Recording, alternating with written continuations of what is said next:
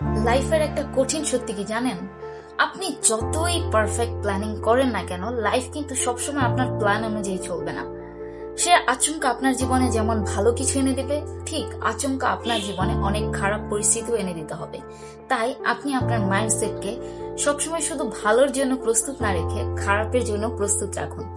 Because life is so unpredictable.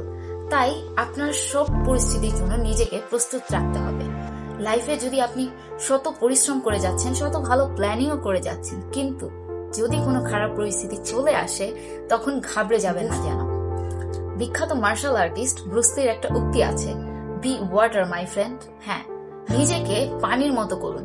দেখবেন পানি কিন্তু যে পাত্রেই রাখা হয় সেই পাত্রেরই আকার ধারণ করে। আপনি বোতলে রাখলেন, সেটা বটল ওয়াটার হয়ে গিয়েছে। আপনি কাপে রাখছেন, তখন সেই কাপের আকার ধারণ করছে। আপনি কোনো বড় পাত্রে রাখছেন, তখন সেই বড় পাত্রের আকার ধারণ করছে।